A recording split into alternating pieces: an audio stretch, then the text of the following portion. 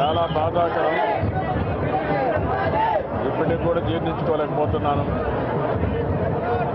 24 గంటలకు నా దగ్గరికి వచ్చాడు. ఎలక్షన్స్ గురించి కౌన్సిలర్స్ కానీ నంద్యాల మున్సిపాలిటీలో కౌన్సిలర్స్ని ఎంపీటీసీలు అందరినీ తీసుకొచ్చిన తర్వాత ఆయన అడిగింది, నంద్యాల మున్సిపాలిటీ చాలా వెనుకబడింది, చాలామందికి ఇళ్ళు లేవు, రోడ్లు కూడా సరిగా లేవు, ఇవన్నీ కూడా హెల్ప్ చేయాలని చెప్పి ఆయన కోరారు. అంత మునిపే ఆయనకు ఆరోగ్యం బాగా లేకుండా ఉండి హాస్పిటల్లో ఉండి కూడా పార్టీ పట్ల విధేయతతో కమిట్మెంట్తో నన్ను కలవాలి, కలిసి కౌన్సిలర్స్ని ఎంపీటీసీని ఎన్నికల కోసం కమిట్ చేయించాలి అనే ఉద్దేశంతో ఆయన వచ్చారు. నేను ఆరు కూడా అన్నాను, మీరు ఎందుకు శ్రమ తీసుకున్నారని చెప్పి అడిగాను. అయినా కూడా ఒకసారి మిమ్మల్ని కలిస్తే మాకు ధైర్యం ఉంటుంది, అందుకనే వచ్చానని చెప్పి కలిసి తిరిగి వచ్చాను. అదే కడపటి చూపు. ఆ తర్వాత నాకు ఫోన్ వస్తే ఇమ్మీడియట్గా బాగాలేదు, సీరియస్ అయిన ఫోన్ వచ్చింది. తర్వాత చాలా సీరియస్గా ఉందంటే డాక్టర్ అందరినీ అలర్ట్ చేశాను, హెలికాప్టర్ పంపించాను, అన్ని విధాలా కోఆర్డినేట్ చేశాం. కానీ మనిషిని కాపాడుకోలేకపోయాం. చాలా బాధ వేస్తుంది. మానవ ప్రయత్నాలన్నీ చేసినప్పటికీ దైవ నిర్ణయం మనకు సహకరించలేదు. అందుకే ఈరోజు చూస్తే చాలా బాధ కలిగే పరిస్థితి. 53-54 సంవత్సరాల వయసులో ఇంకా చాలా భవిష్యత్తు ఉండే నాయకుడు. ఒక మాటలో చెప్పాలంటే డైనమిజం అంటే ఏ విధంగా ఉండాలనో, సమర్థవంతమైన నాయకుడు అంటే ఏ విధంగా ఉండాలనో దానికి మారు పేరు భూమా నాగిరెడ్డి గారు. ఆయనతో నాకు చాలా సన్నిహిత సంబంధాలు ఉన్నాయి. 82లో వాళ్ళ బ్రదర్ శేఖర్ రెడ్డి తెలుగుదేశం పార్టీ మొదటిసారి ఎమ్మెల్యే కావడం, అదే సమయంలో అప్పుడు ఓడిపోవడం, తర్వాత కావడం, మళ్ళీ 91 అనుకుంటాను శేఖర్ రెడ్డి గారు చనిపోవడం, హార్ట్ అటాక్ చనిపోవడం.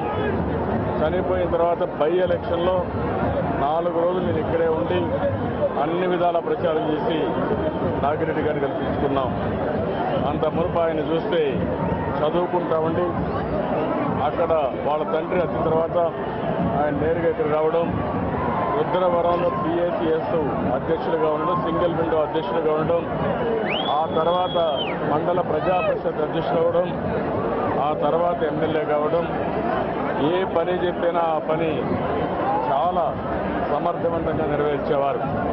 మేము PV నరసింహరావు గారి పైన పోటీ చేయాల్సి వస్తే ఎవరు పోటీ చేస్తే బాగుంటుంది ఆలోచించినప్పుడు భూమా నాగిరెడ్డి గారి సరైన అభ్యర్థిని PV నరసింహరావు గారి పైన అభ్యర్థిని పెట్టాం. అప్పుడు కూడా ఒక్క మాట అడగలేదు. ఆయన ప్రధానమంత్రి, నేను పోటీ చేయగలుగుతాను కాకుండా పార్టీ ఆదేశాలు తప్పకుండా పోటీ చేస్తానని పోటీ చేశారు. అప్పుడు ఓడిపోయినా మళ్ళీ ఎలక్షన్లో రికార్డు స్థాయి ఓట్ల మెజార్టీతో గెలిచారు. ఆ తర్వాత కూడా మళ్ళీ ఎలక్షన్ వస్తే మళ్ళీ గెలిచారు. ఈ విధంగా అన్ని ఎన్నికల్లో కూడా ఈ జిల్లాలో సమర్థవంతంగా పనిచేసిన వ్యక్తి భూమా నాగిరెడ్డి గారు. అదే సమయంలో ఆయన ఎంపీగా పోయినప్పుడు ఎవరు ఎమ్మెల్యేగా ఉంటే బాగుంటుందంటే శోభా నాగిరెడ్డి గారిని పెట్టడం, ఆవిడ కూడా ఆ పదవికి న్యాయం చేయడమే కాకుండా సమర్థవంతంగా ఒక నాయకత్వాన్ని ఇచ్చిన కుటుంబం ఇది. 2-3 సంవత్సరాలకు మునుపు ఆవిడ చనిపోవడం, అది కూడా చాలా బాధాకరమైనటువంటి సంఘటన.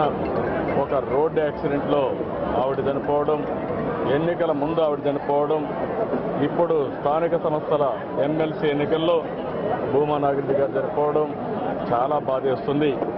సంవత్సరంలో పిల్లలకి ఇది ఒక షాక్ మీద షాక్. పాపం 2 ఆడపిల్లలు, ఒక మగపిల్ల, ఒక అబ్బాయి అయితే పనుల ధర చదువుతున్నాడు. ఈ సమయంలో ఈ కుటుంబానికి షాక్ రావడం చాలా బాధేస్తుంది. ఏదేమైనా తెలుగుదేశం పార్టీ కుటుంబ సభ్యుడిని కోల్పోయాం. చాలా బాధైన సందర్భం. నేను ఒకటే ఆ కుటుంబానికి హామీ ఇస్తున్న, అన్ని విధాలు అండగా ఉంటాం. ఆ కుటుంబాన్ని ఆదుకోవడం కోసం పార్టీ అన్ని విధాలు అండగా ఉండి మళ్ళీ ఈ కుటుంబం నిలదొక్కునే విధంగా సహకరిస్తాం. అదే సమయంలో ఒక సమర్థవంతమైన నాయకుడిని జిల్లా పోగొట్టుకున్నాం. రాష్ట్రం కూడా పోగొట్టుకునింది. ఆయన ఉండుంటే ఆయన సేవలు రాష్ట్రానికి పెద్ద ఎత్తున ఉపయోగపడేటివి. అలాంటి ఒక మంచి నాయకుడిని పోగొట్టుకున్నాం. ఇది తెలుగుదేశం పార్టీకి చాలా తీరని నష్టం, భర్తీ చేయలేని నష్టం. ఇది ఒక్కోసారి మన చేతుల్లో ఉండదు.